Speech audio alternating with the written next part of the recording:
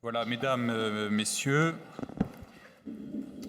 chers frères, notamment cher Jean-René, frère visiteur, et toute la communauté des frères lassaliens, chers professeurs, chers amis de l'Institut catholique, chers amis de la congrégation des frères des écoles chrétiennes, je suis très heureux d'ouvrir cette soirée et en tant que recteur de l'Institut catholique de Paris, avec à ma droite le frère Joël Palu, qui représente le supérieur général de la congrégation et qui est membre du conseil de la congrégation, qui donc nous vient de Rome, et voilà, qui sans doute, dans ces temps tout particuliers où nous recevons un nouveau pontife romain, évidemment, recevoir quelqu'un de Rome, c'est toujours un vent agréable et sympathique et rafraîchissant. Nous avons eu hier le président de la VEPRO, qui est l'agence d'évaluation du Saint-Siège, quelque chose de beaucoup plus austère, mais c'était aussi évidemment très heureux le jour où nous célébrions la messe d'action de grâce pour l'élection du nouveau pontife. Et puis à ma gauche, le professeur Augustin Mutualet, qui est doyen de la faculté d'éducation et de formation ici à l'Institut catholique de Paris.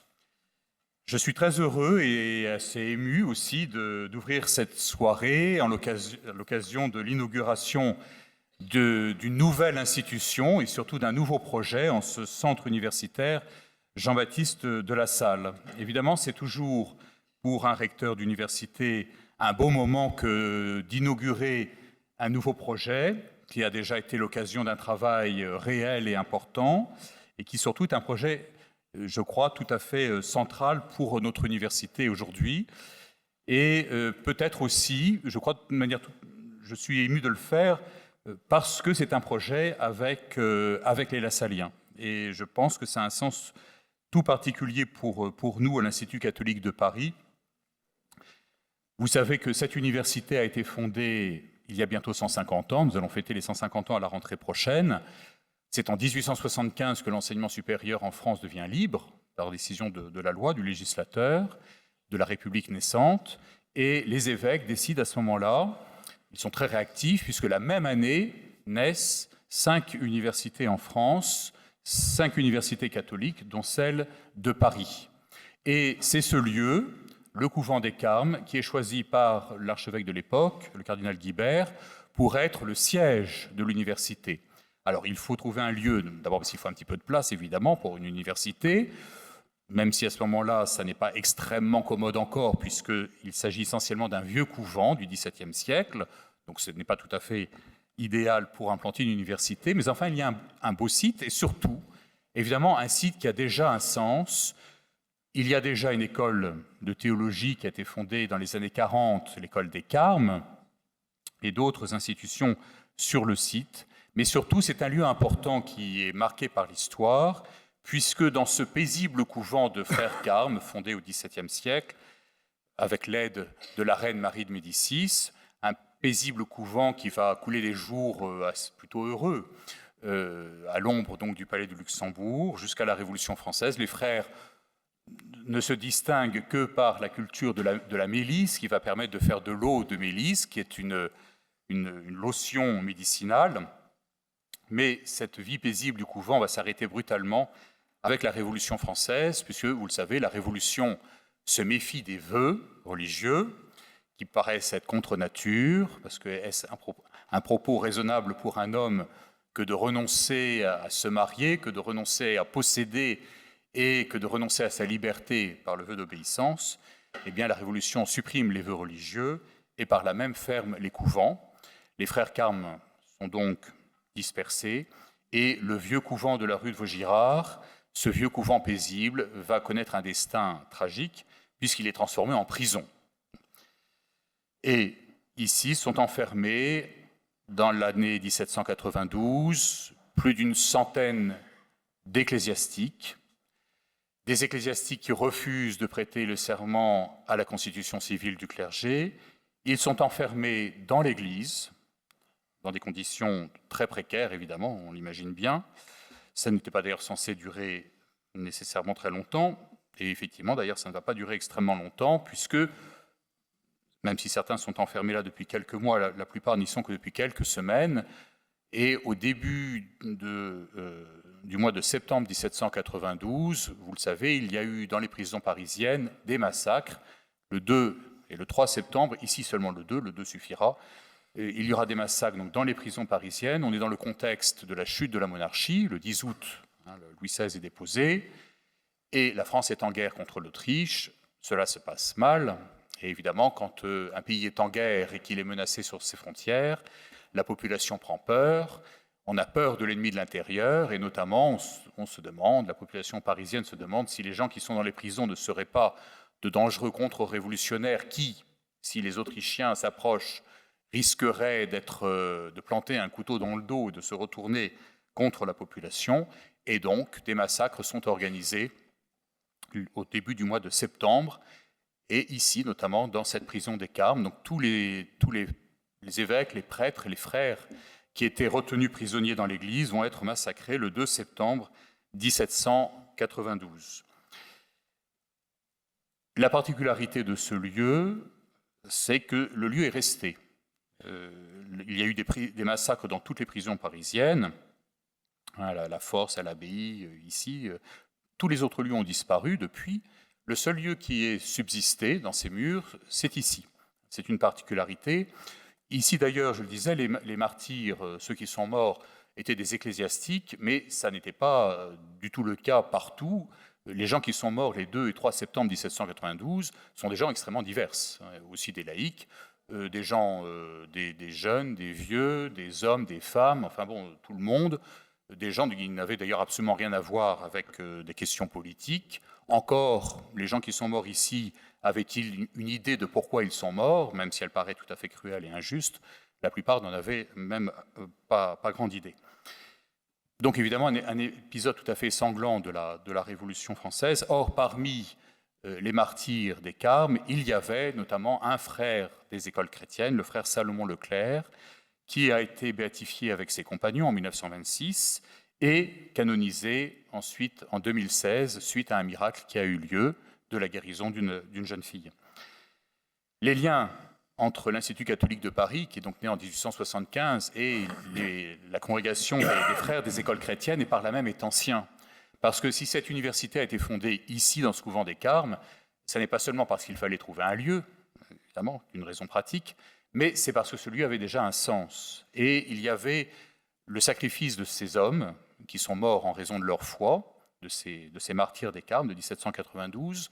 Il y a aussi la présence d'une personnalité qui sera béatifiée un peu plus tard, qui est Frédéric Ozanam, grande figure de l'enseignement supérieur de la Sorbonne, professeur à la Sorbonne, professeur de lettres, professeur d'italien, et qui sera remarqué aussi en tant que figure chrétienne par la qualité de son engagement. Il fait partie de ce courant de renaissance d'un catholicisme, et d'un catholicisme qu'on dit plutôt libéral au XIXe siècle, avec des grandes figures, notamment Lamennais, Lacordaire qui a ici même refondé l'ordre dominicain dans les années 1840, et donc Ozanam, Montalembert aussi. Voilà, tout ce grand courant intellectuel de catholiques engagés et qui sont engagés dans la cité, qui s'engageront politiquement, qui s'engageront socialement. Ozanam a beaucoup marqué, évidemment, par la conférence de Saint-Vincent de Paul, mais je crois que dans la figure d'Ozanam, ce qui est très important, c'est l'unité entre la dimension intellectuelle de l'enseignant, du chercheur, de très grande figure intellectuelle, et la foi. Ce n'est pas un professeur de Sorbonne qui, par ailleurs, faisait quelques heures ou qui allait à la messe le dimanche, mais c'est vraiment un professeur de Sorbonne qui s'est consacré toute sa vie à l'enseignement et à la recherche, et qui, par là même, s'est voué aux autres, s'est consacré aux autres, notamment aux plus misérables, à ceux qui étaient oubliés dans la société. Et le projet même des conférences de Saint-Vincent de Paul, c'est bien cela. C'était des lieux où on se rassemblait pour se former, pour réfléchir, et par là même pour se consacrer aux autres. Ce n'était pas seulement des œuvres sociales, loin de là. Et donc il me semble qu'entre la figure des martyrs, et notamment la figure de Salomon Leclerc, d'un côté, et la figure du bien Frédéric Ozanam, nous avons là les piliers sur lesquels notre université a été fondée en 1875, dans ce lieu qui est extrêmement signifiant.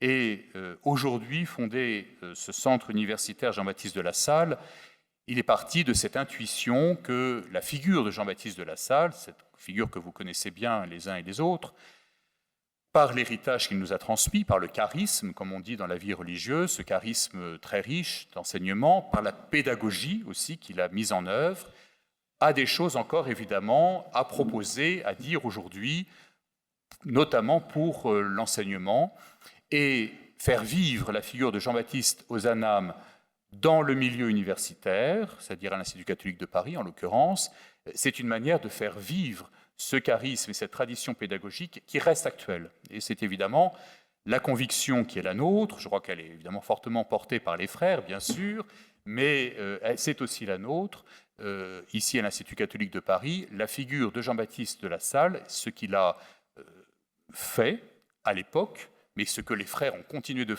faire jusqu'à aujourd'hui, sont importants, alors pas seulement pour les Lassaliens et le réseau lassalien, mais sont importants pour notre monde aujourd'hui. Et je crois que c'est évidemment une chose qui est tout à fait centrale dans le projet qui est le nôtre. À l'automne dernier a eu lieu ici ce que l'on appelle l'université lassalienne d'automne, qui est un événement qui a lieu tous les 2 ans et qui réunit une partie du réseau lassalien en France, qui est un moment de rassemblement, d'échange, de formation, de prière aussi. J'ai eu l'occasion d'y participer en célébrant la messe notamment, mais aussi en participant à certains moments dans l'auditorium Bernanos, à certaines conférences, au dîner rue de Sèvres, moment marquant. Et je dois dire que, cette expérience, pour moi, a été très marquante par la force de ce qui ressort du réseau lassalien. Mais ce que je disais aussi en même temps aux frères, c'est qu'il est dommage que ça ne soit pas davantage connu. Et je crois qu'on ne peut pas garder un tel trésor simplement pour soi. Alors c'est vrai que c'est important d'avoir des moments pour se retrouver et pour donner de la cohésion à ce que l'on vit, de la force à ce que l'on vit, mais il faut aussi faire connaître ce que l'on est et ce que l'on a, ce que l'on porte, parce qu'évidemment, si on y croit, alors il faut le faire savoir, le faire connaître. L'actualité nous montre d'ailleurs que l'enseignement catholique, les écoles catholiques sont dans un moment important et sont face à des questions qui sont des questions difficiles. Alors évidemment, l'actualité très immédiate et la plus douloureuse avec l'affaire Betaram le montre de manière cruelle, mais on le sait, il y a aussi toutes les questions d'inclusion sociale. Est-ce que l'enseignement catholique n'est finalement qu'un moyen pour les familles de bon milieu d'échapper aux contraintes qui sont celles de notre société française aujourd'hui et surtout de se mélanger? Donc est-ce que c'est une manière de ménager un entre-soi confortable dans lequel on est sûr qu'on aura des bons enseignants qui enseigneront de bonnes choses, on ne sera pas contrarié par ce que les enseignants vont pouvoir dire, et puis qui éviteront de se confronter au mélange, ou en tout cas à une certaine diversité de populations. Voilà. Donc, évidemment, si c'est ça, c'est un contre-témoignage total, et ça n'est pas ça le propos de l'enseignement catholique, c'est pas évidemment d'échapper aux défis de notre temps, mais c'est bien au contraire d'être immergé dans les défis de notre temps. Donc je crois que l'école catholique, de manière très large, évidemment, est devant des défis tout à fait intéressants et importants, et notre centre universitaire doit aussi y répondre.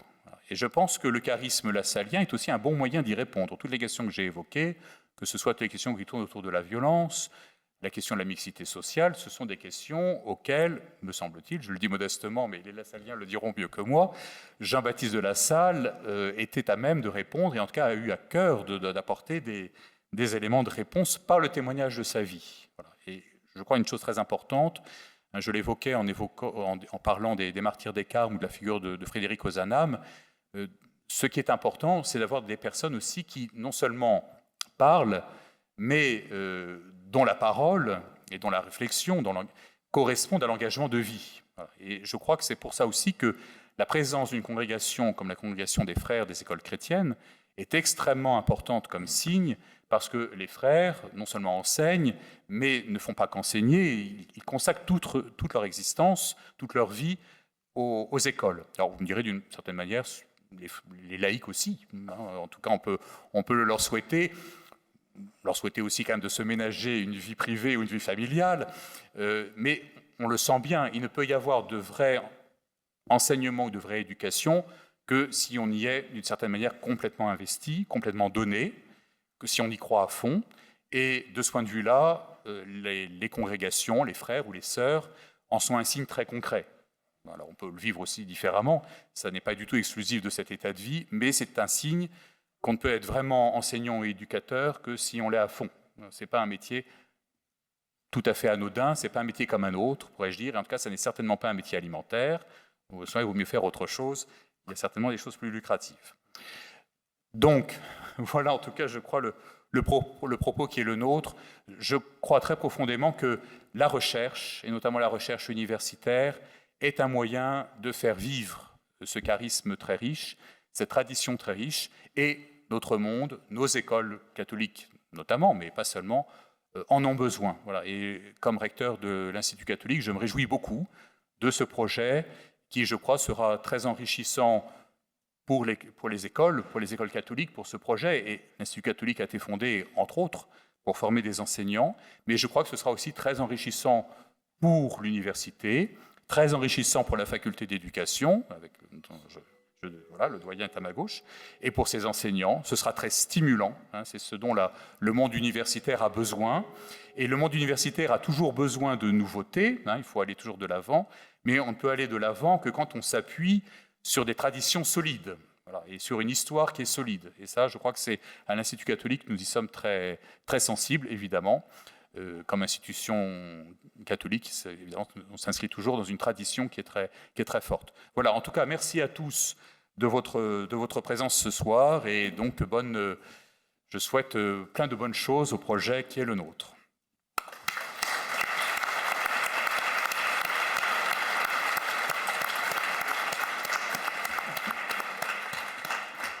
Et donc je laisse la parole tout de suite au frère Joël Palu, qui est donc conseiller général des Frères des écoles chrétiennes. Merci. Monsieur le recteur, Père Emmanuel, cher frère Jean-René, chers frères au pluriel, monsieur le doyen, chers collègues enseignants, étudiants et invités, c'est un honneur et un plaisir de vous adresser quelques mots à l'occasion de l'inauguration du centre universitaire Jean-Baptiste de la Salle dans ce magnifique institut catholique de Paris. La coïncidence est belle, mais peut-être est-ce plus un signe de la Providence. Cette année 2025 est hautement symbolique pour notre famille lassalienne.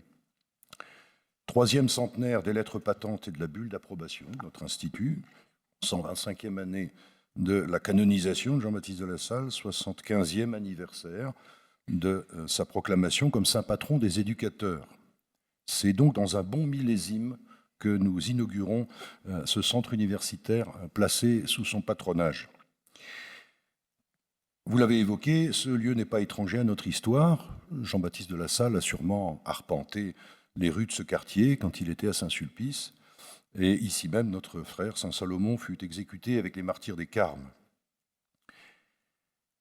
J'évoquerai brièvement quelques idées sorties un peu de notre héritage lassalien, qui demeurent encore des éléments de réflexion pour nous aujourd'hui.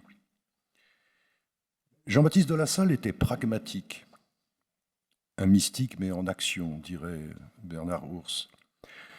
Il est à noter que l'expérience lassalienne n'est pas le fruit d'une théorie éducative élaborée en chambre et transposée tant bien que mal sur le terrain éducatif. Cette expérience est davantage le fruit de l'échec des premiers maîtres mal préparés et pour lesquels Jean-Baptiste de la Salle va penser un projet de fraternité, projet dans lequel il va lui-même s'engager sans l'avoir prévu. Fraternité pour se former, pour se soutenir, pour partager ensemble les beautés de cette mission malgré sa difficulté, pour découvrir une manière de vivre ce métier d'enseignant sous le regard de Dieu. Jean-Baptiste de la Salle, sans toujours employer le mot, établit la fraternité comme un principe fondateur, un bon siècle avant que la République ne l'inscrive au fronton de nos édifices publics. Certes, si la fraternité évangélique, à la manière de Jean-Baptiste de la Salle, n'est pas exactement la même que celle de la République de l'époque, éduquer à la fraternité dans notre société reste plus que jamais d'actualité. Nous retrouvons ce pragmatisme de Jean-Baptiste de Lassalle dans la formalisation du travail éducatif. La conduite des écoles chrétiennes est une sorte de manuel de standardisation de l'école moderne. Elle peut paraître, avec le décalage historique, un peu rigide aujourd'hui. En fait, les multiples éditions témoignent de changements, d'ajouts, d'adaptations, de suppressions. Faisant part à l'innovation et à la créativité, la conduite des écoles chrétiennes est une sorte de projet de recherche-action avant l'heure. Des éléments restent cependant inamovibles, des frères qui exercent un ministère, Jean-Baptiste de Lassalle emploie le mot, un ministère d'éducation, et dans un style relationnel qui construit l'enfant comme croyant et comme citoyen capable d'affronter son avenir. Alors la présence des Lassaliens dans l'enseignement supérieur et la formation des maîtres ne date pas d'aujourd'hui. Et d'ailleurs, au XIXe siècle, il y a même plusieurs pays, je pense à l'Amérique latine, qui demanderont aux frères des écoles chrétiennes d'assurer la formation officielle des enseignants.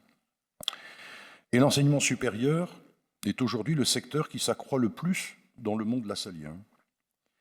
1/3 du 1 100 000 apprenants du réseau lassalien est aujourd'hui dans l'enseignement supérieur, avec bien entendu une forte croissance en Amérique latine, en Afrique et en Asie.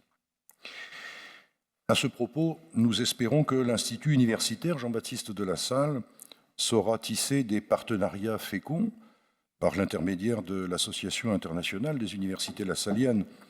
Elle regroupe près de 70 universités à travers le monde, et dont plusieurs ont des départements de pédagogie, de formation des enseignants. Et l'expertise que vous développez vous-même est également une contribution dont d'autres instituts pourront bénéficier. J'ai cité la part essentielle de la créativité et de l'innovation dans l'histoire des Lassaliens.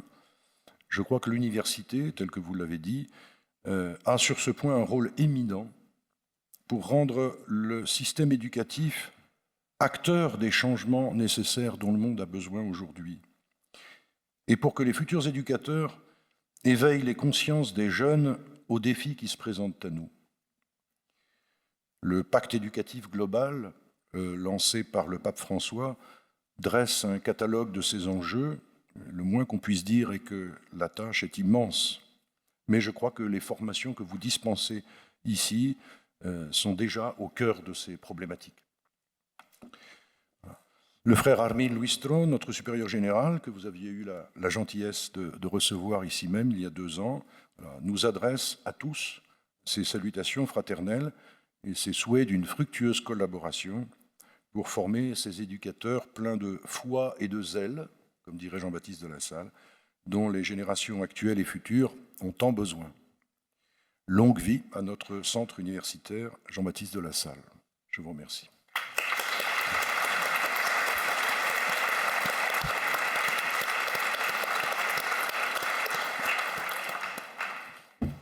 Merci beaucoup, frère. Et je laisse la parole maintenant au professeur Augustin Mutuelet, doyen de la faculté d'éducation et de formation. Merci beaucoup. Donc, je n'avais pas préparé ce discours puisque je m'étais dit que je suis là pour la photo. Et en plus, le frère Jean-René m'a mis au défi en disant que tu peux parler en 4 minutes avant de saluer ta famille et tes cousins. C'est ce qu'il vient de me dire, c'est bien le frère René. Donc, je vais juste tenir les 4 minutes en disant que tout à l'heure, comme je me réserve 1 minute de plus au niveau de table ronde, donc je garde ma minute pour tout à l'heure. Et tout simplement dire un mot en disant quand le recteur est émis, il parle beaucoup et il parle bien en plus. Et merci vraiment au recteur d'être émis et de dire de belles choses que nous venons d'entendre, parce que c'est aussi votre projet. Donc, voilà.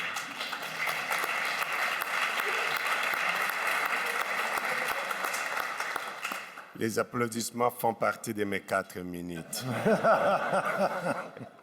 Donc, on n'en a plus que 2. Donc, tout simplement pour dire que c'est vraiment un moment très important et précieux pour l'ICP et pour cette faculté d'éducation. Donc, j'aurai l'opportunité de l'exprimer tout à l'heure. C'est vraiment un chemin que nous allons prendre ensemble, un défi pour cette faculté d'éducation qui s'élance vraiment dans l'horizon 2033. Et avec une école de Paris en éducation, nous aurons l'occasion d'en parler aussi et de dire vraiment c'est les moments, c'est les bons moments, c'est vraiment les kairos. Donc, merci beaucoup.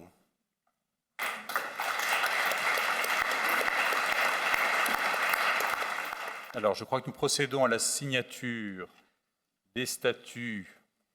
Et donc, le frère Jean-René monte à la tribune, muni de son stylo.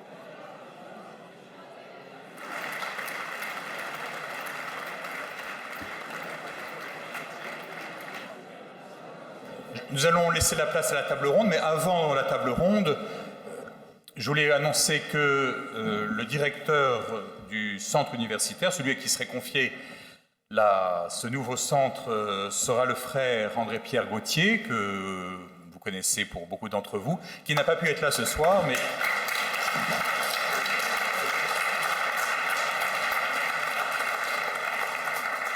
parce qu'il est au Liban.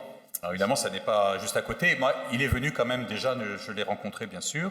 Et puis il sera aidé notamment par Alicia Garcia, qui est là, et qui enseigne à la faculté d'éducation. Voilà, et puis bien sûr par nombreuses autres, enfin voilà, ce sera toute une équipe bien sûr qui se mettra en place. Je voulais aussi vous dire que la rectrice déléguée à l'enseignement supérieur, Isabelle Pratt, avait l'intention de venir. Elle m'avait répondu qu'elle viendrait ce soir, mais malheureusement, le ministre a décidé d'organiser quelque chose qui arrive souvent. Pour ça, d'ailleurs, que Philippe Choquet, je ne sais pas s'il est encore là, qui était là tout à l'heure, devait partir. Il est parti. Donc, voilà. Mais en tout cas, j'irai porter moi-même de mes blanches mains la plaquette à la rectrice pour lui expliquer le projet. Alors, en tout cas, je vois que c'est toujours intéressant, ça suscite l'intérêt aussi des autorités académiques. Et je pense qu'il y a vraiment des choses que l'on peut apporter effectivement aux questions actuelles de l'enseignement, des écoles catholiques, mais de l'enseignement plus généralement. Voilà, et bien donc c'est maintenant le temps de la table ronde. Donc j'appelle à me rejoindre sur l'estrade le professeur Bernard Ours, Madame Claire Saïd, Monsieur Michel Quinton et le professeur Augustin Mutualet qui a droit donc à 1 minute de plus. Voilà, prenez place. Alors la table n'est pas ronde, mais nous avons pensé avec Monsieur le recteur et l'équipe qui a préparé cette cérémonie qu'il serait intéressant de partager avec vous peut-être aussi tout à l'heure, à partir des 4 interventions et avec les 4 témoins de ce soir, finalement, quel est l'intérêt d'un tel centre? Alors, le recteur a déjà donné un certain nombre de réponses, et plus que des réponses, des convictions très profondes, mais 4 personnes diversement situées dans le champ éducatif, qui, forts de leur expérience, de leur réflexion, pourront peut-être ouvrir des portes encore davantage. Il est évident que ce centre universitaire va se mettre au travail à partir de septembre, et donc nous l'espérons pour une longue route, mais dès à présent partir déjà des préoccupations ou des représentations que se font 4 personnalités. Le professeur Bernard Ours, à qui je vais donner la parole en premier, est évidemment très connu, puisque tout le monde ici a lu son livre sur Jean-Baptiste de La Salle. N'est-ce pas ? Aux éditions Salvator, paru en 2019, à l'occasion du tricentenaire de la mort de Saint Jean-Baptiste de La Salle. Merci, professeur, d'être venu de Lyon, professeur d'histoire à l'Université de Lyon 3, d'être venu partager ce moment avec nous et de nous éclairer sans doute sur des perspectives nouvelles. Madame Saïd, à sa gauche, Madame Claire Saïd, vient de Beyrouth, Elle a eu un avion, elle. Elle a pu venir ce soir, mais c'est une grande voyageuse. Elle nous expliquera à partir de son expérience de chef d'établissement au Liban, ancienne chef d'établissement aujourd'hui, mais de chef d'établissement au Liban, notamment, et puis peut-être aussi d'autres expériences qu'elle partagera. Monsieur Quinton est très connu aussi de tous les chefs d'établissement d'Île-de-France, n'est-ce pas? Entre autres, de France. Oui. Je suis venu en vélo. Parce qu'il est venu en vélo, d'ici les Moulineaux. Un chef d'établissement de terrain d'un établissement scolaire, collège, lycée, de la région parisienne. Et puis le professeur Mutual qui a 1 minute en plus, mais comme je viens de parler au moins 1 minute, on s'arrangera sur la fin. Alors la question de départ pour chacun d'entre vous, un petit temps de parole, quelques minutes. J'avais dit 8 minutes, je crois. Si c'est moins, c'est moins. Si c'est plus, Augustin occupera. Quel est selon vous, c'est la question que j'aurais posée, ils répondent comme ils veulent bien sûr, quel est selon vous l'intérêt de créer un tel centre universitaire dédié à la figure de Jean-Baptiste de Lassalle? À quel besoin ce nouveau lieu universitaire pourrait-il répondre? Quelle devrait être, selon vous, son originalité et ses priorités? Professeur Bernard Ours, je vous laisse la parole. Vous m'entendez? Merci beaucoup de m'avoir invité. Je vais commencer par 2 remarques que je ne voudrais pas provocantes, même si elles pourraient le paraître. La première, c'est que les questions qui m'ont été posées sans que j'aie une connaissance assez précise du contenu du projet du centre universitaire lassalien. Donc, j'ai réagi à ces questions en m'imaginant ce que pourrait être ce centre. Vous trouverez peut-être, pour certains d'entre vous, ou certaines d'entre vous, un décalage par rapport à ce qui est conçu et ce qui est dans les statuts. Je ne sais pas. La deuxième remarque, c'est que un centre universitaire dédié à Jean-Baptiste de Lassalle, c'est assez paradoxal. Alors, il peut paraître curieux de dire que c'est paradoxal puisqu'il existe tant d'universités lassaliennes dans le monde, comme l'a très bien rappelé le frère Joël Palu. Mais c'est quand même paradoxal parce que Jean-Baptiste, de son vivant, a tenu vraiment à maintenir loin de l'université les frères, en commençant par leur interdire de connaître le latin, de l'apprendre, et s'ils le connaissaient, leur imposer de l'oublier, alors que c'était la langue de l'université de son temps. Donc ça peut paraître un peu paradoxal. Et puis vous m'aviez demandé en aparté tout à l'heure de commencer par faire un petit rappel historique. Je ne le ferai pas, je me contenterai puisque le centre est dédié à Jean-Baptiste de Lassalle, de définir, de caractériser ce qui, selon moi, constitue l'école dans l'esprit lassallien, dans l'esprit de Jean-Baptiste de Lassalle, ce qu'il a apporté. Ensuite, je ferai part de quelques réflexions sur ce que pourrait apporter un centre universitaire lassallien. Et je réagis bien sûr en historien, mais pas du tout en spécialiste des sciences de l'éducation.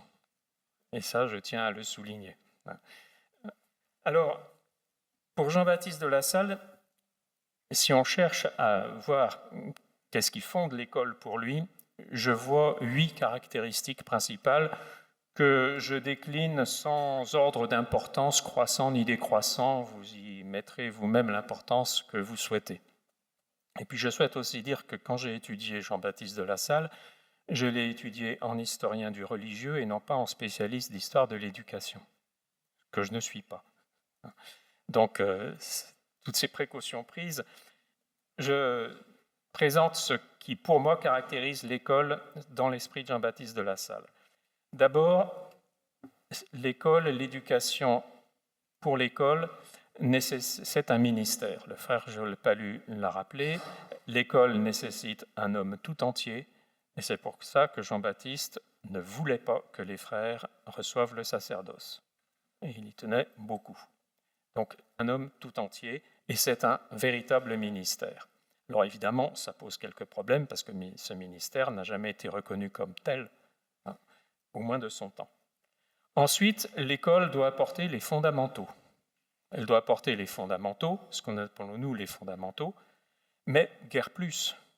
L'école, dans l'esprit de Jean-Baptiste, ne va pas au-delà, c'est-à-dire lire, écrire, compter, mais ça ne va pas beaucoup au-delà. Ce qui est nouveau, c'est que dans les écoles que Jean-Baptiste élabore avec l'aide des frères, parce que Jean-Baptiste ne l'a pas fait tout seul, la conduite des écoles, elle a été rédigée en collaboration Jean-Baptiste et les plus anciens des frères, les plus expérimentés. C'est une œuvre collective.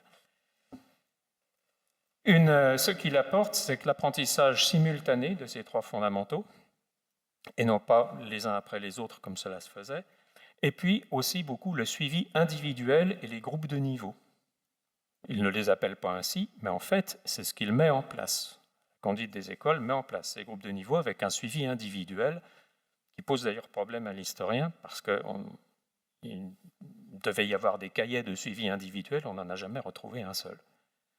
Ça me pose une question. L'éducation, ensuite, est faite pour assurer une insertion sociale.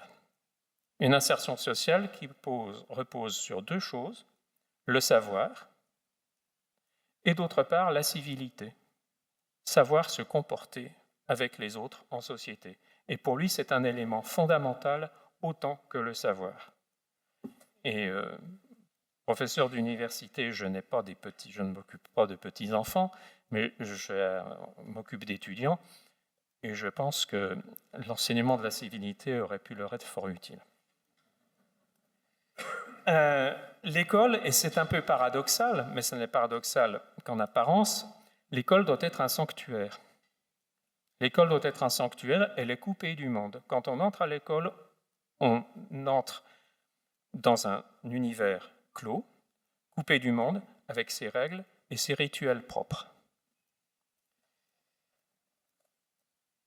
Cette école requiert l'implication des parents. Les parents doivent être impliqués dans l'éducation de leurs enfants, ils doivent y veiller, la suivre, ils doivent être en relation avec les maîtres. Cette école, et c'est pas complètement une innovation lassalienne, mais dans la conduite des écoles, l'analyse est poussée plus loin que dans tout autre traité éducatif de l'époque. Cette école doit prendre en compte la psychologie particulière des enfants, et Jean-Baptiste établit une typologie des psychologies enfantines. Et il définit les comportements qu'il faut avoir avec ces enfants correspondant à ces différents types psychologiques.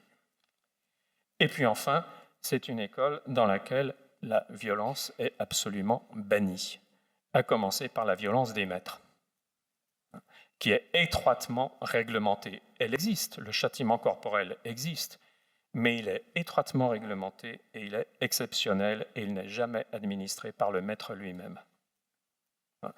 Voilà pour moi ce qui caractérise l'école lassalienne. Alors à partir de là, l'école lassalienne a beaucoup évolué et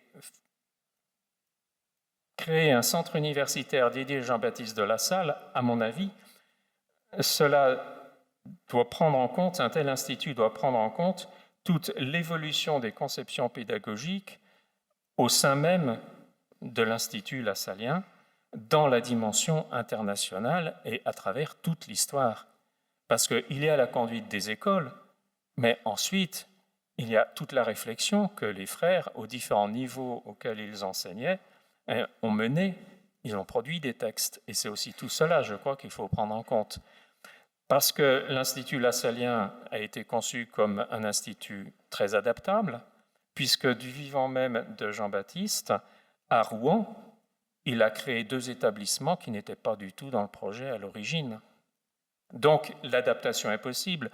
Que l'Institut ait fini par créer des universités et que ce soit le pôle de dynamisme le plus important aujourd'hui de l'Institut, ça n'est pas en contradiction finalement fondamentale, parce qu'il y a une adaptation aux besoins de la société et à la demande sociale, comme il l'avait montré à Rouen.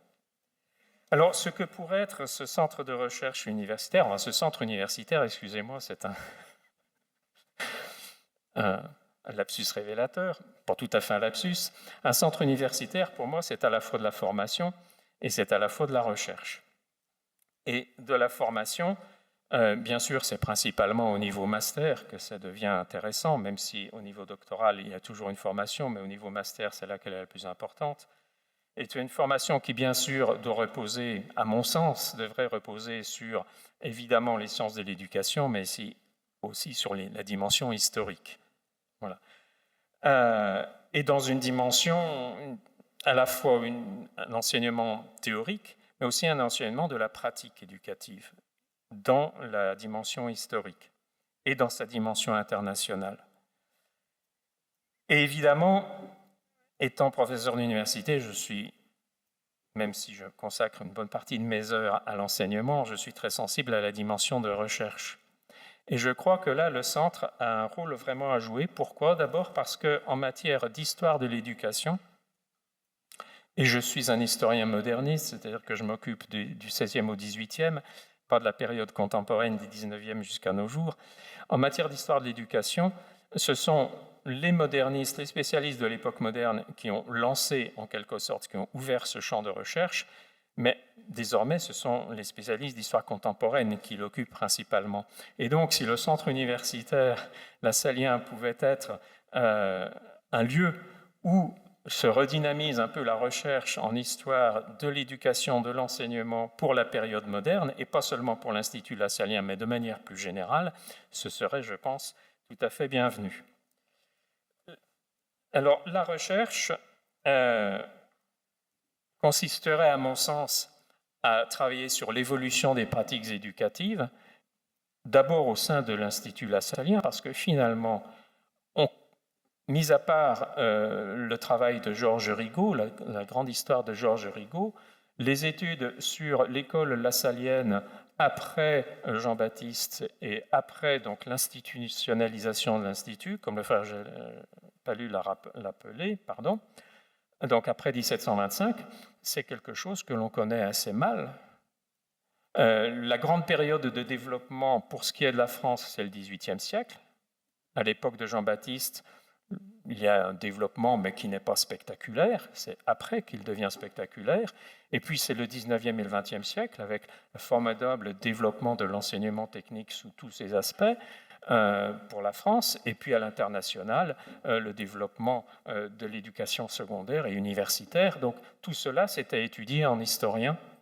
Et je crois qu'il serait bon que le centre universitaire qui se fonde ici soit un pilier pour dynamiser cette recherche-là.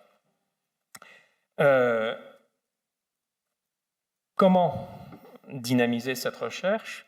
Il me semble qu'il faudrait que... On ne fait pas de recherche sans argent. Bon, c'est comme quantité de choses qu'on ne fait pas sans argent.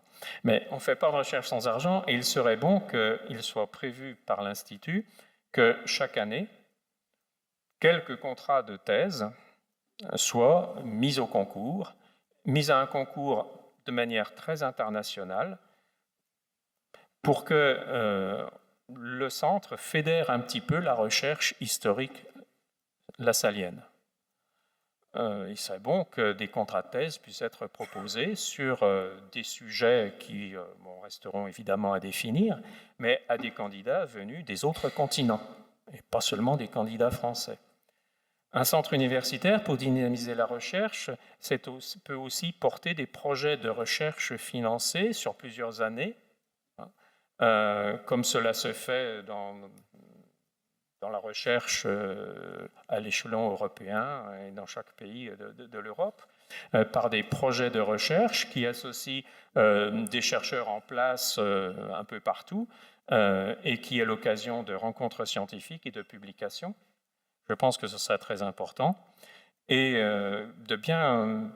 finalement, ce ne serait pas de l'impérialisme, ce serait assez naturel que la France et ce quartier où est née l'école lassalienne pour une bonne part, eh bien, soit le lieu où se fédère une recherche internationale avec des moyens financiers pour cela, qui peuvent être non pas gigantesques, mais 1 ou 2 contrats par an, un projet ou 2 projets de recherche financés sur 3, 4 ou 5 ans.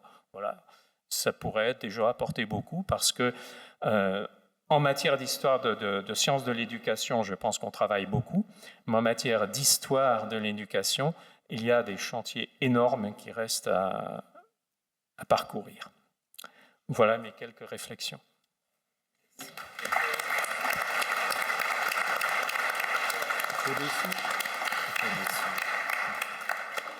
Merci, professeur. Nous avons tous retenu en particulier cette dernière idée, peut-être distribuer un appel à dons, peut-être pour financer ces concours de thèse.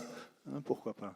Je plaisante, bien sûr. Je passe tout de suite la parole à Madame Saïd, Claire Saïd, qui va se présenter, je crois, un peu et nous livrer aussi sa vision venue de Beyrouth. Oui, merci. Merci de m'avoir invité. C'est un honneur pour moi de participer à cet événement assez important. Alors moi, je viens du Liban, pays du Proche-Orient, un pays de grande diversité religieuse et culturelle où se côtoient 18 confessions religieuses, un amalgame de civilisations imprégnant notre inconscient collectif. Nous avons subi depuis 1975 plusieurs guerres qui durent jusqu'à aujourd'hui, et vous comprenez très bien que c'est un vécu chargé de défis au niveau de l'éducation. Les frères des écoles chrétiennes sont arrivés au Liban au XIXe siècle et ont fondé progressivement des œuvres lassaliennes. Ce sont des hommes courageux, au départ des Français, et par la suite des frères libanais et plusieurs nationalités se sont voués à la mission de l'éducation au service des jeunes Libanais. Au Liban, nous avons 7 établissements lassaliens en lien avec le réseau des écoles catholiques du Liban et le réseau éducatif de l'Institut français et de l'AEFE, l'Agence de l'enseignement français à l'étranger. Je cite cette appartenance pour dire que le réseau éducatif lassalien libanais est d'une façon ou d'une autre, culturellement et linguistiquement, lié au réseau lassalien français par l'histoire, la francophonie et la culture. Sans oublier la dimension fraternelle et solidaire, puisque le réseau français a accompagné le réseau libanais actuellement afin qu'il puisse traverser les moments de crise économique et assurer la pérennité de la mission. L'aide financière que le réseau français a pu assurer a fait que notre mission continue et que des jeunes Libanais ont accès à nos écoles. Pour évoquer la nécessité du centre université Jean-Baptiste de La Salle, je commencerai par une petite anecdote. Lors d'un rendez-vous chez le directeur de l'Institut libanais des éducateurs à l'Université Saint-Joseph de Beyrouth, des Jésuites, un ami à moi, je m'aperçois avec surprise qu'il a consacré un mur dans la salle de réunion pour afficher les portraits des pédagogues à travers l'histoire.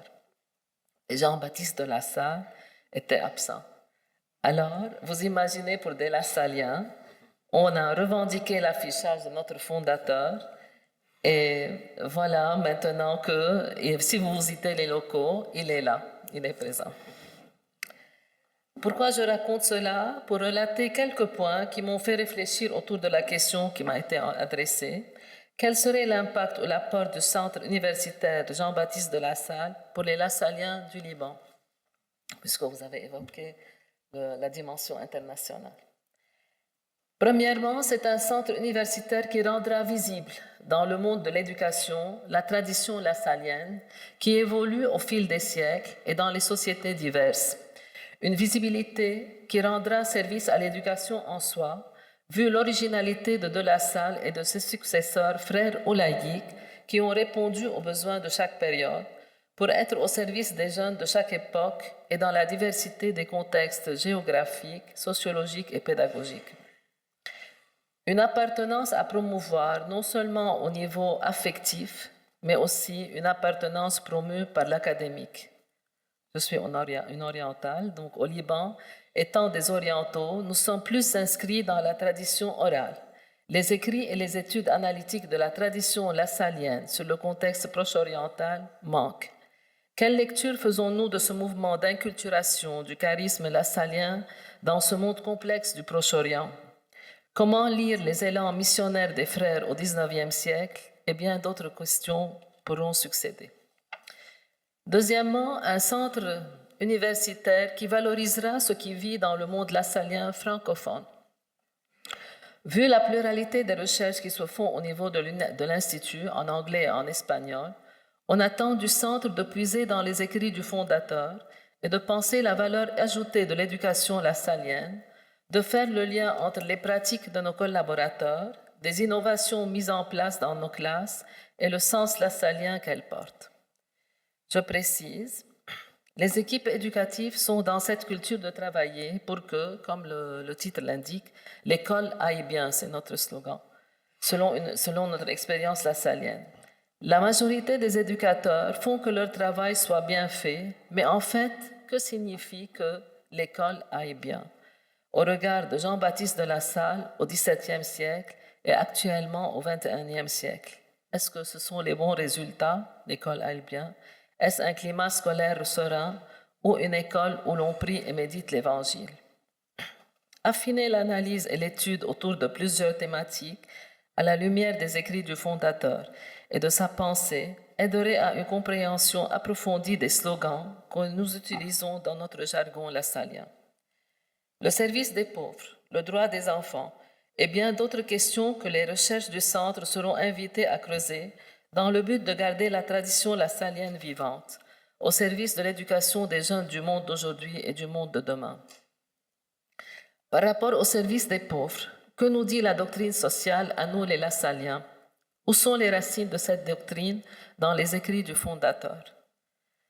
Est-ce que Jean-Baptiste de La Salle a travaillé pour les droits de l'enfant? Et pourquoi actuellement, nous, Lassaliens, on est impliqués dans cette démarche?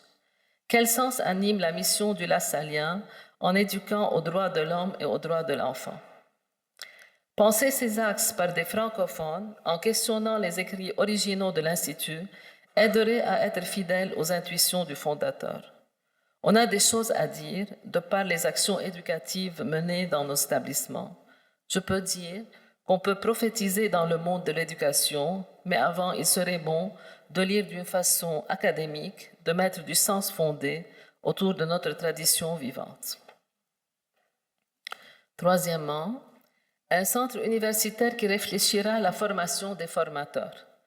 La pérennité de la mission éducative dépendra de la qualité de formation que les Lassaliens et d'autres recevront. La seule transmission de ceux qui nous ont précédés est bonne, mais ce n'est pas suffisant. Les objets d'études auxquels le centre va se consacrer vont créer une dynamique intellectuelle qui aiderait les formateurs à se spécialiser dans l'une ou l'autre problématique en vue de professionnaliser le métier du formateur lassalien ou formateur éducatif, en lui donnant une base académique. Cette dynamique mènera à former des collaborateurs sur le terrain ayant une pensée critique à ce qu'ils vivent en classe, à l'école, entre eux, en communauté éducative. Et enfin, quatrièmement, un centre universitaire pour participer à la construction de l'enseignement de l'Église.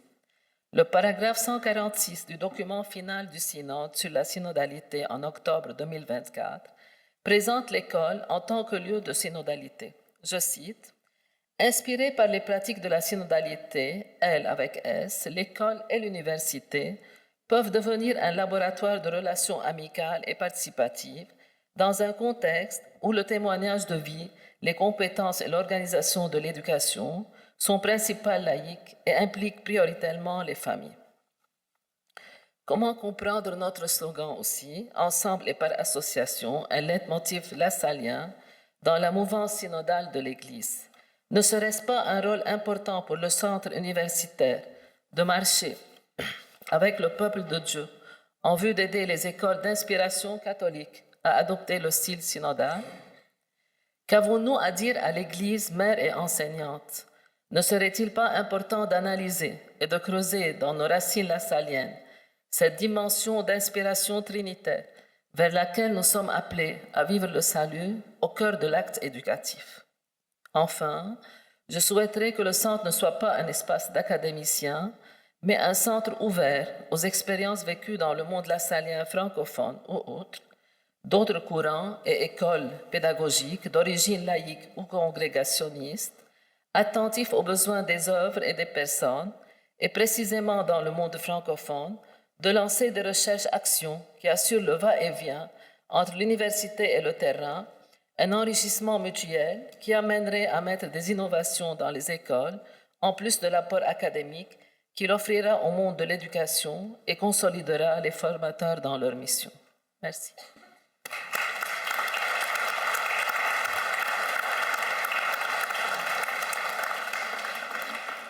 Merci Claire pour ce propos qui nous emmène plus loin que notre pays et qui nous ouvre à la dimension de l'Église. Merci aussi d'avoir évoqué cette perspective synodale. Je passe maintenant la parole au professeur Mutualet qui a du retard sur le timing, mais s'il te plaît Augustin, tiens bon quand même l'horaire. Mesdames et messieurs, à vos grades et qualités, chaque institution a son histoire, ou plutôt ses récits. Je laisse le soin aux gens sérieux en investigation historique de retracer l'origine et moi le commencement pour donner à entendre l'essence d'un engagement. Vérité et sens peuvent se compléter, se nourrir.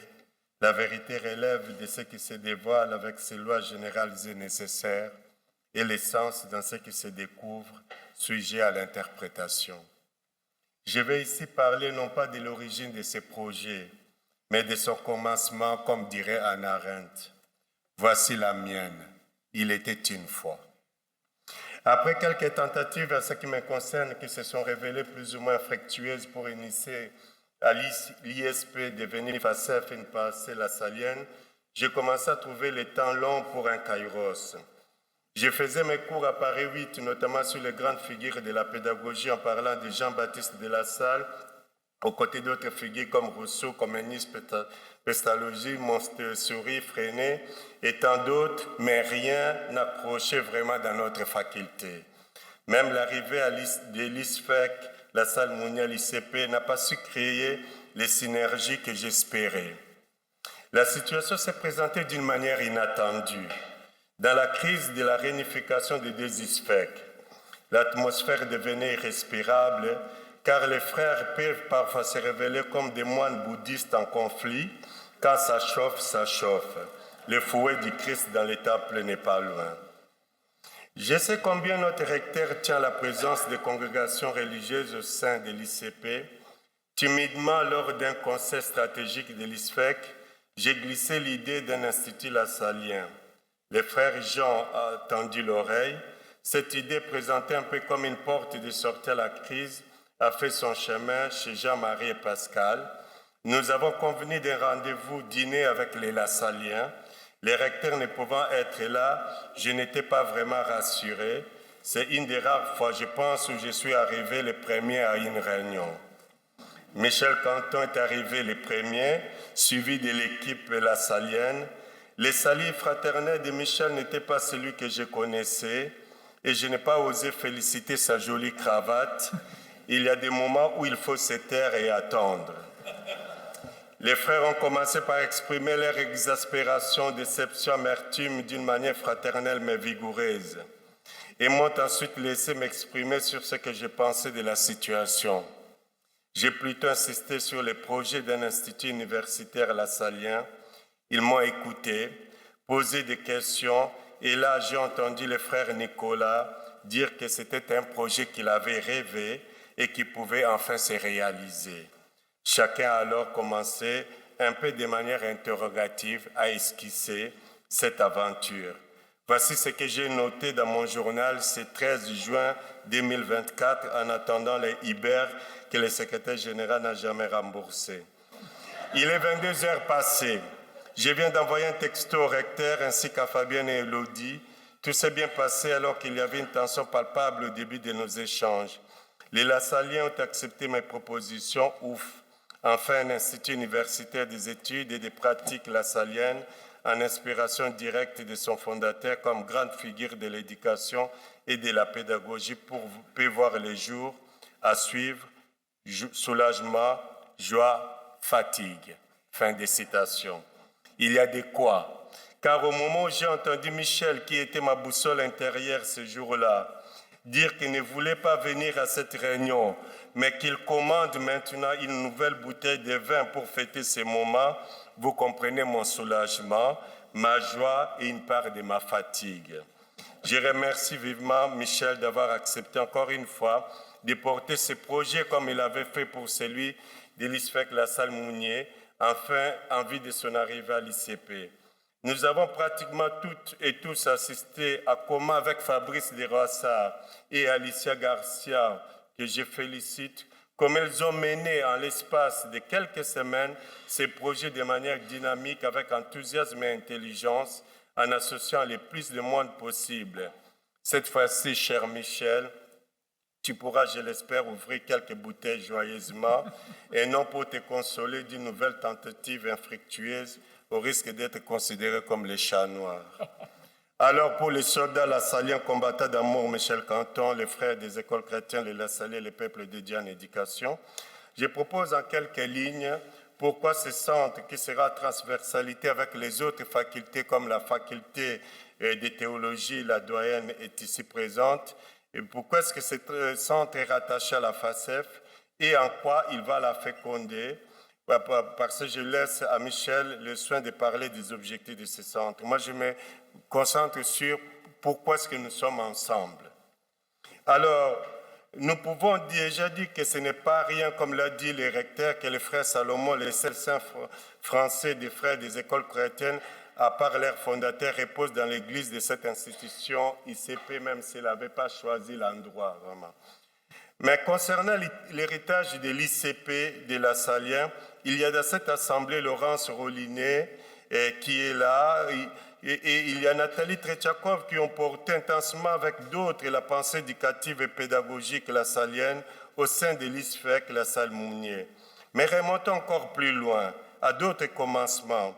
Il y a dans notre faculté la grande figure du jésuite Pierre Faure, qui s'est énormément inspiré de la démarche pédagogique des frères des écoles chrétiennes. C'était un vrai lassalien. Et il y a eu dans notre faculté Didier Jacques Piveteau, aux côtés d'Ameline, de Jean Lépichon, d'Edmond Vandermesch et d'autres. Cette faculté d'éducation et de formation à son temps, l'ISP, doit beaucoup au frère Didier par son engagement, sa vision fraternelle de la pédagogie.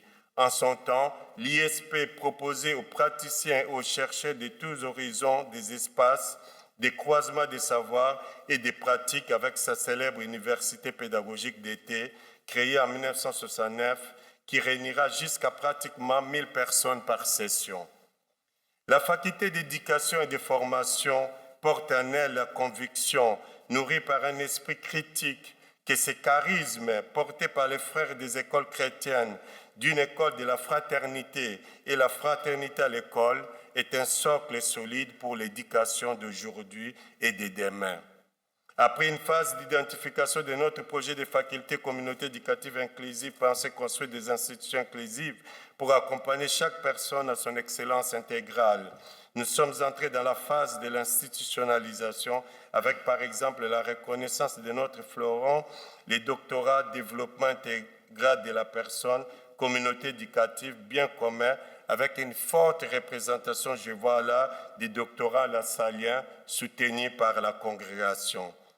Nous allons nous ouvrir maintenant à la phase du rayonnement d'une église en sortie, car la FACEF se donne pour viser de promouvoir à l'horizon 2033, comme je l'ai dit, une école de Paris en éducation qui aura pour intitulé de l'engagement critique, penser et agir dans ce monde commun. Il s'agit de construire en éducation un espace intellectuel et politique de discernement et de résistance créative, avec un laboratoire d'idées et de pratiques produisant des connaissances robustes et partagées sur l'inclusion et les transformations éducatives. Il s'agit de devenir un acteur engagé dans l'espace public pour porter une parole éducative, transformatrice, porteur d'une éducation qui croit encore en l'humain, en la relation, en l'espérance.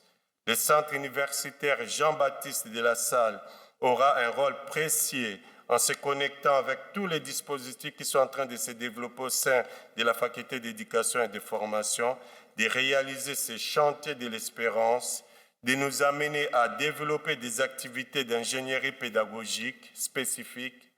Il va nourrir la faculté d'éducation avec les charismes lassaliens dans ses dimensions spirituelles, fraternelles et pédagogiques.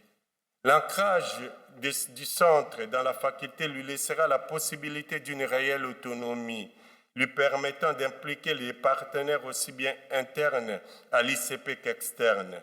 Il va ainsi contribuer au rayonnement international de la FACEF et de l'ICP dans son ensemble par le tissage des liens avec la famille lassalienne en éducation au-delà des frontières, écoles, instituts, universités.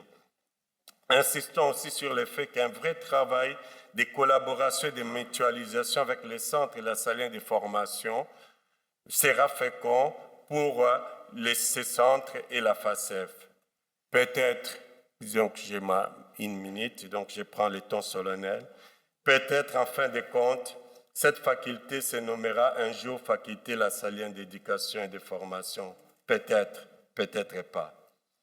Mais en tout cas, mettons-nous au travail ensemble, en accord avec celui que l'Église a désigné comme le saint patron des enseignants et des éducateurs.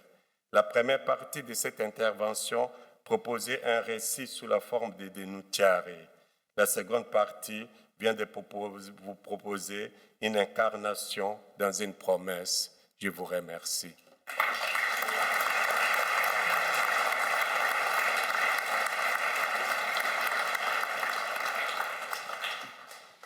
Merci Augustin. Pour achever ce tour de table, si je puis dire, revenons sur le terrain, dans la cour de récréation et la salle des professeurs et le bureau d'un directeur. Oui, on va peut-être baisser d'un cran. Les organisateurs de cette table ronde ont donc souhaité qu'y intervienne ce que l'on appelle aujourd'hui un lassalien, comme ma voisine d'ailleurs, c'est-à-dire une personne qui travaille dans un établissement des frères des écoles chrétiennes, que ceux-ci y soient ou non présents physiquement. J'en suis très honoré, mais précise que je n'interviens pas au nom des 16 000 lassaliens français, dont une bonne cinquantaine sont d'ailleurs présents ici, mais simplement en apportant un témoignage personnel.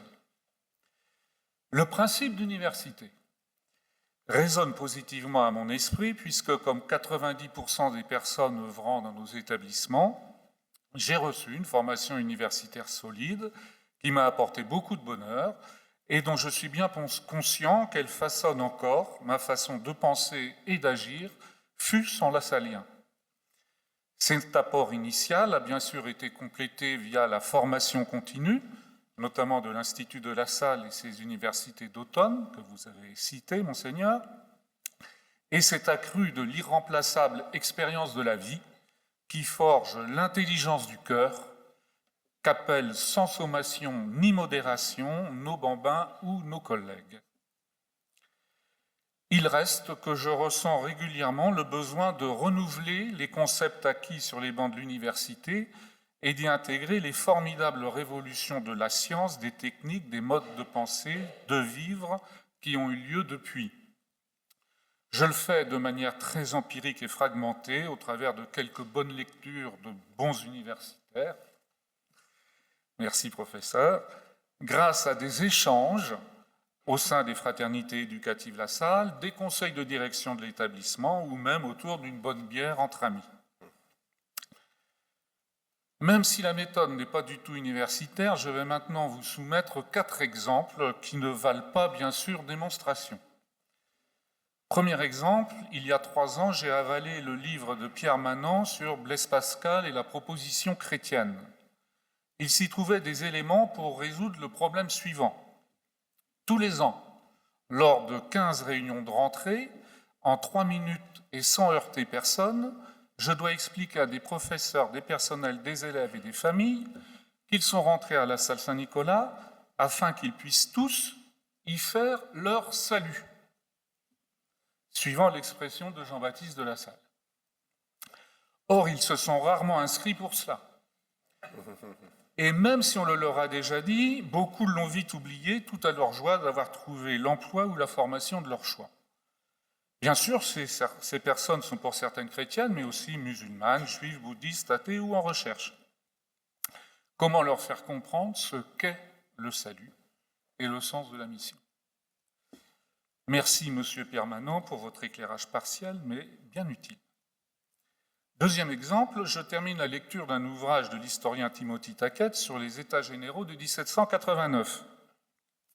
Il cite un député de la noblesse, tout dévoué à notre pays, mais qui, formé uniquement à son métier d'officier de cavalerie, était bien dépourvu face aux hommes de lettres du tiers-État.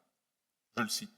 « Ces gens ont des plumes séduisantes, Et nous ne disons rien.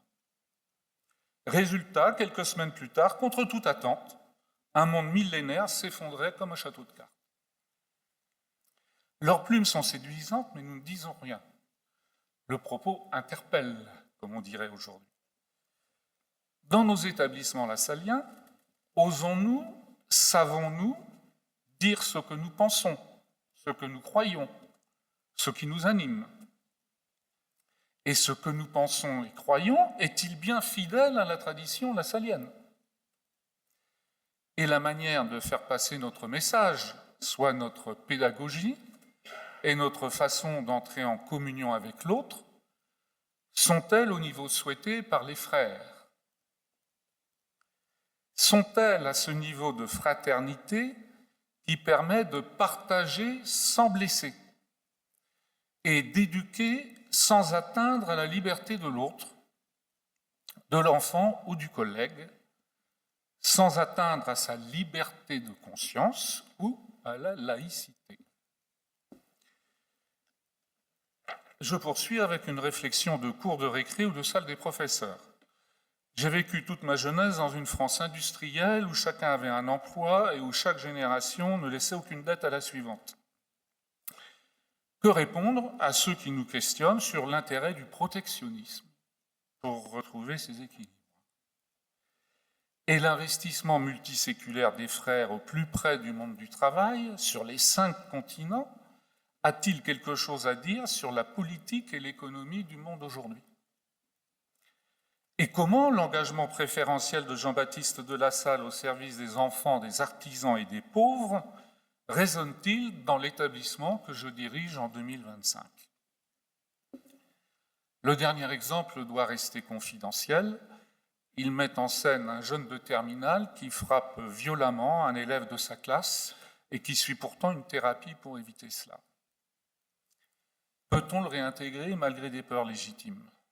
Non, disent d'abord des professeurs. Nous décidons en conseil de direction de consulter les délégués de classe. Mais ils ne veulent pas s'exprimer au nom de leurs collègues. Nous interrogeons donc toute la classe. S'il ne revient pas, sa scolarité est fichue, nous disent les gamins. Il faut qu'il revienne. L'adjointe de direction conclut, ils ont réagi en lassaliens. Est-ce vraiment le cas? Sur quoi nous appuyons-nous? Des jeunes non lassaliens n'auraient-ils pas émis le même point de vue? Et quelle décision doit prendre ensuite la direction lassalienne de l'établissement? Et si c'est là vraiment un chemin lassalien, devons-nous, pouvons-nous l'étendre? Quels moyens, quelle pédagogie, quelle formation des personnels et des élèves s'imposerait-il alors? La recherche et le débat universitaire sont susceptibles, me semble-t-il, monsieur le professeur, d'apporter des réponses à ces questions. Messieurs les professeurs, excusez-moi. En retrouvant dans les textes fondateurs et dans l'histoire lassalienne tout ce qui peut contribuer à l'éducation aujourd'hui, en actualisant les connaissances et les méthodes, en analysant et en évaluant les intuitions et les expérimentations actuelles, en les organisant en système, en les confrontant, en publiant des ouvrages pour nos établissements, en créant avec l'Institut de Lassalle et la formation continue des lieux d'échange libres et féconds. En conclusion, je prie pour que ce nouveau centre universitaire Jean-Baptiste de Lassalle s'inscrive dans la tradition de la visite professionnelle et fraternelle voulue par notre fondateur, qui a donné le titre de visiteur professionnel et fraternel. Elle suppose, je vais peut-être choquer, elle suppose que les chercheurs universitaires et les acteurs de terrain, nous, tous les 5 ici, vivent d'abord entre eux, ensemble et par association, une véritable communion, éclairée par l'Évangile, préalable à toute toute recherche de la vérité, fût-elle scientifique. Je prie pour que cette recherche soit humble, honnête, sans idéologie ni pédantisme, afin de rejoindre notre jeunesse, nos professeurs et nos éducateurs dans un cœur à cœur sous le regard du Christ, comme Jean-Baptiste de La Salle l'a voulu.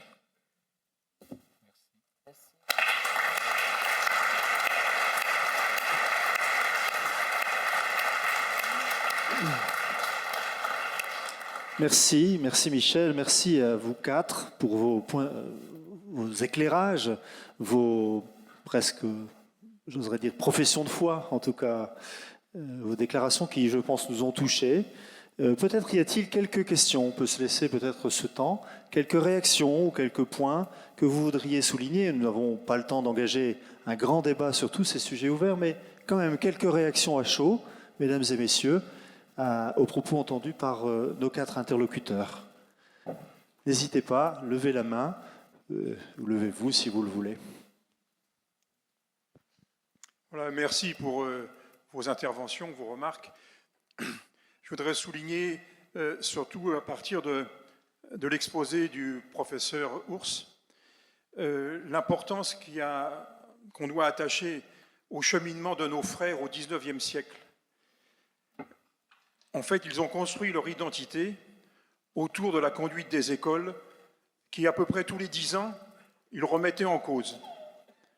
Tous les 10 ans, il y avait une commission, c'était un chapitre, il y avait une commission qui était nommée pour réétudier la conduite des écoles, l'adapter, et c'est ça qui faisait leur identité. Ce projet qu'ils ont maintenu vivant, actif.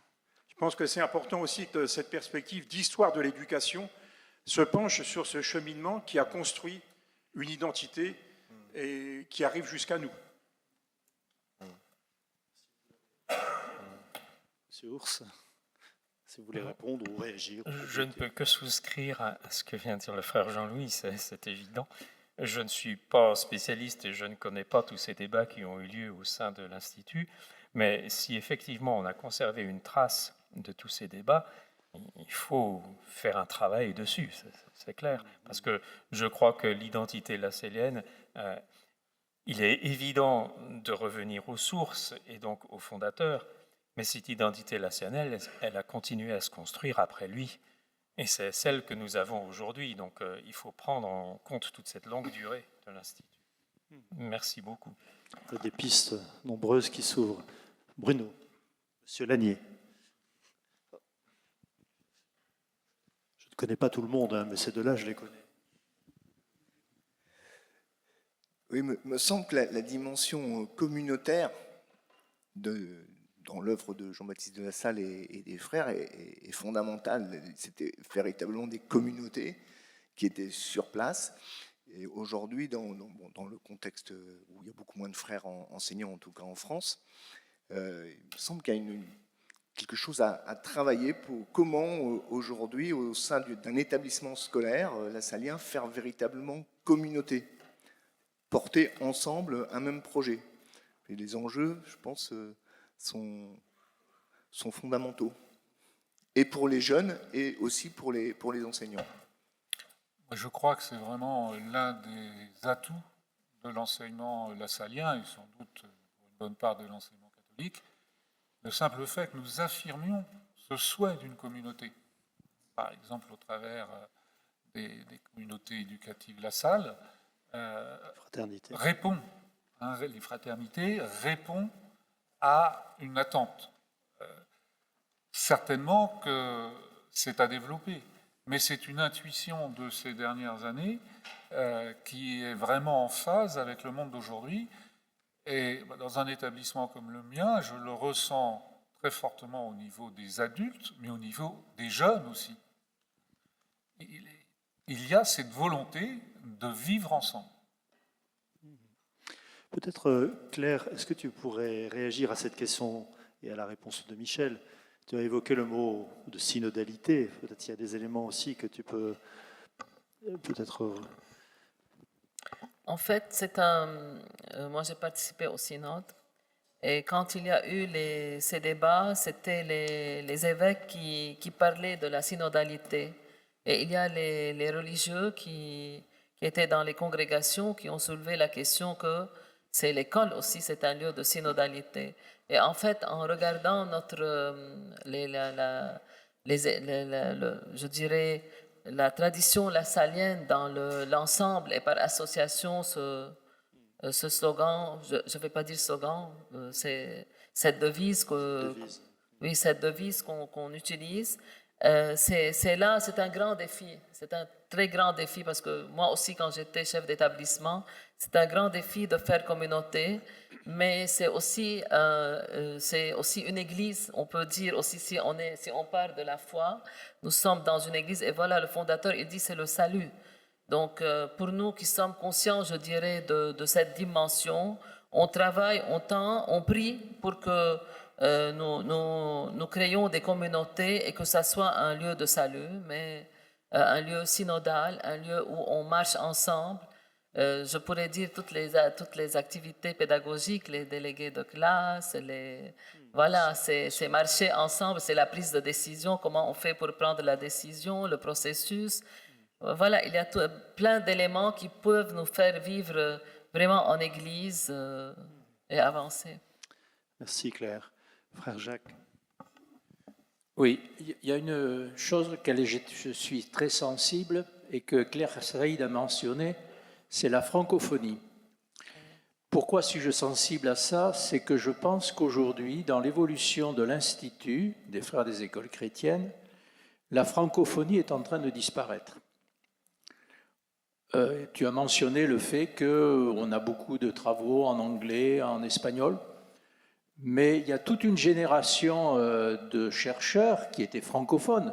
Je pense à des frères comme Léon Lauraire, Jean Pungier, Yves Poutet, qui étaient des francophones.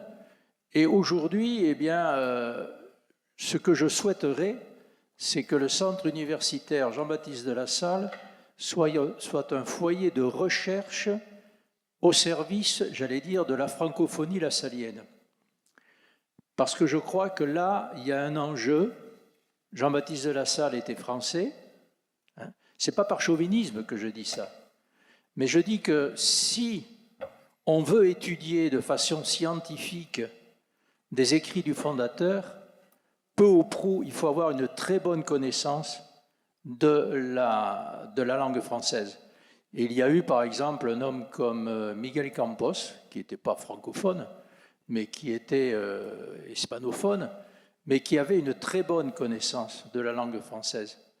Et je crois que si on ne prend pas à bras-le-corps cette question de la langue française et du rayonnement des recherches lassaliennes en français, on risque de se couper à terme de la sève lassalienne. Parce qu'en fait, on aura des interprétations, hein, mais on n'aura pas véritablement, j'allais dire, la pensée authentique. Merci. Est-ce que l'un ou l'autre voudrait réagir à ce propos sur la francophonie parmi nos intervenants? Augustin, donc tu veux dire quelque chose sur la question de la francophonie qu'a aussi évoqué Claire? Je ne sais pas si ça te gêne un peu. Oui, je peux laisser. Bon, débrouillez-vous. Frère Joël veut dire quelque chose aussi. Frère Joël. Oui, pour aller exactement dans le sens de ce que vient de dire le frère Jacques, on a un défi actuellement dans l'Institut, c'est que 90% des formateurs dans nos maisons de formation, postulat, noviciat, etc., ont accès à un Jean-Baptiste de la Salle de seconde main, avec des traductions quelquefois assez approximatives. Et actuellement, il y a tout un courant qui se lance, en particulier aux États-Unis, en Californie. Ils ont monté une intelligence artificielle lassalienne. Alors c'est bien, vous déversez tous les textes et puis après vous posez les questions. C'est assez extraordinaire, c'est-à-dire qu'ils ont déversé toutes les traductions en anglais, puisqu'évidemment Californie veut dire anglais, et ensuite vous recevez la traduction catastrophique de ce que cette intelligence artificielle anglophone de Californie pense être du français à la mode de La Salle, et alors vous n'y retrouvez absolument plus le fondateur. Donc attention, j'insiste sur ce point, en particulier avec les nouveaux outils, on risque de faire des catastrophes avec le texte original de Jean-Baptiste de La Salle. Claire ajoute un dernier point. Moi, je veux dire, quand je parle francophonie, c'est-à-dire des Arabes aussi, les Lassaliens arabes. Oui. C'est parce que nous sommes francophones, on peut alors avancer dans les recherches et tout, parce que nous n'avons pas aussi des recherches vraiment fondées dans notre monde proche-oriental arabe. Donc, ça va nous aider, nous, les francophones, à puiser dans une, comme le frère Jacques vient de le dire, à la source, les écrits de source, de comprendre la tradition et d'aller de l'avant, d'analyser et d'aller de l'avant. Ça va être la dimension, comme le professeur vient de le dire, c'est une dimension internationale dans le monde francophone qui, pour nous, les Libanais, peut-être les Grecs, je ne sais pas, les Turcs, seraient aussi intéressés par ce travail et s'impliqueraient aussi. Merci Claire. Nicolas, frère Nicolas. Voilà, merci. Deux choses, deux merci que je voudrais vous dire. Le premier à Augustin, d'avoir rappelé aussi l'importance de Jacques-Didier Pifteau, qui a travaillé dans votre faculté pendant des années et qui a été, on l'a oublié, il y a des choses à reprendre, qui entre les années 60 et 75 a été a aidé à la pensée dans l'enseignement catholique, avec notamment les universités pédagogiques d'été. C'est très important. Là, il y a un travail à faire et avec des intuitions qu'on n'a pas encore. Voilà. Une deuxième chose que je veux dire à ce propos-là, c'est si on est là aussi aujourd'hui, ce soir, c'est grâce aussi au professeur Avanzini, qui nous a aidés pendant une vingtaine d'années dans la recherche universitaire avec des collègues qui sont des collègues de terrain, qui étaient des collègues de terrain, et il nous a ouvert à la recherche universitaire. Voilà, je voulais lui rendre hommage. Il est décédé, mais c'est important. Le professeur Avanzini nous a beaucoup aidés pendant 20 ans. Et enfin, je voudrais vous remercier aussi les uns et les autres. Bon, vous avez abordé des questions, enfin des aspects pédagogiques, éducatifs, etc. Mais vous n'avez pas laissé de côté l'aspect d'école chrétienne, le salut, comme tu dis, Michel, parce qu'on est empêtré un petit peu avec ces thématiques. Mais je crois qu'aujourd'hui, ce sont des thématiques qu'il faut qu'on reprenne à frais d'ouvreau, je ne sais pas trop comment il faut faire. Mais l'enseignement catholique, et je le dis pour la France, mais je le dis aussi pour la Belgique où je travaille, il faut qu'il se dise qu'est-ce qu'il veut et pourquoi et comment et quel est son apport spécifique évangélique. Merci. Je vais juste réagir parce que là je suis un peu plus à l'aise. Donc, déjà, pour dire par rapport à Pifteau, et c'est vraiment très riche par rapport à ça, pour ce qu'il a apporté au niveau. Et c'est bien de citer Guy Avanzini, parce que c'est quelqu'un qui a beaucoup apporté et qui a vraiment fait un lien avec toutes ces questions. Justement, puisque c'est intéressant de dire qu'aujourd'hui, il y a plus de 6 doctorants qui sont des Lassaliens. Donc là, je parle en tant que directeur de ce cycle de doctorat de la faculté d'éducation. Je les ai vus et je les vois travailler, les Lassaliens, parce que je le dis, parce que voilà, on sent vraiment la communauté, mais qui est une communauté ouverte des étudiants au travail, des chercheurs en pratique. Donc, je pense vraiment qu'on parle de la francophonie, mais qu'il y a vraiment quelque chose à faire, c'est de reprendre, à poser, à mettre en question tout ce que nous avons, comme peut-être des acquis, la question de la fraternité, par exemple, et ce qu'on a parlé des conduits des écoles, et tout ça, je pense que c'est l'équipe qui est en place aujourd'hui, les étudiants qui vont peut-être venir avec tout ce qui viendront de l'étranger, remplir cette communauté. Donc, si on passe de 6 étudiants à 14 ou 15 financés par les Lassaliens, bien sûr, donc nous pourrons vraiment avancer dans quelque chose de l'ordre de non seulement de dire qui nous sommes, mais d'entrer en dialogue avec le monde. Puisque c'est de ça qu'il s'agit quand même chez Jean-Baptiste de La Salle, puisqu'on n'a pas parlé de tout ce qu'il a amené par rapport à la formation continue. Donc cette formation continue qui était l'université d'été et nous amène vraiment à pouvoir penser ensemble et de se dire qu'il y a des nouveaux chercheurs qui prennent les relais pour continuer ensemble à débattre et entrer en dialogue avec le monde. Voilà. Merci Augustin. Je propose que ce soit le mot de la fin. Et encore beaucoup de choses à dire, mais nous avons largement dépassé l'horaire et le cocktail va réchauffer. En tout cas, je voulais vous remercier, d'abord vous quatre, de vous être prêtés à l'exercice de ce table ronde un peu improvisé. Il y a tellement de choses, vous voyez, derrière tout ce que vous avez dit, partagé, que ça nous ouvre des perspectives absolument enthousiasmantes. Et je suis sûr que le frère André Pierre et l'équipe vont avoir du travail pour 50 années au moins. Je voulais remercier le frère visiteur, bien sûr, et monsieur le recteur, Père Petit, Emmanuel, de cette audace, parce qu'il faut un peu d'audace quand même pour se lancer là-dedans. Merci à tous les deux. Et puis, je ne peux pas bien sûr remercier le frère Joël qui est venu de Rome nous donner, non pas la bénédiction romaine, mais quand même l'appui de l'Institut. Le supérieur général est venu, il va revenir en France au mois de septembre, et je pense que d'autres contacts sont prévus. Et puis, je ne peux pas remercier à tout le monde, mais permettez que je remercie, puisqu'on a parlé de francophonie et finalement du réseau international, que je remercie Monsieur Jossen, qui vient de Belgique, que je remercie les frères Nicolas Marios et Madame Stavroula, qui viennent de Grèce, qui sont là-bas et qui sont francophones, bien sûr. Je voudrais aussi remercier Alejandro, les frères Alejandro et le frère Joseph, qui sont là. S'ils sont en tenue, vous pourrez leur parler et les repérer. Vous verrez qu'ils parlent très bien français. En tout cas, ils n'étudient pas que Jean-Baptiste de La Salle, mais ils sont étudiants ici dans cette université, pour au moins l'un d'entre eux. Et puis, je voudrais terminer. Permettez-moi cette petite signe d'amitié. Quelqu'un a dit, je ne sais plus qui, Nicolas a rêvé, ça doit être Augustin, Nicolas a rêvé ce centre universitaire, et puis quelqu'un l'a fait. Mais entre les deux, il y a un maillon que tu as cité d'ailleurs, Augustin, qui s'appelle Laurence Roulinet, qui est dans la salle, qui a fait venir l'ISFEC La Salle Mounier.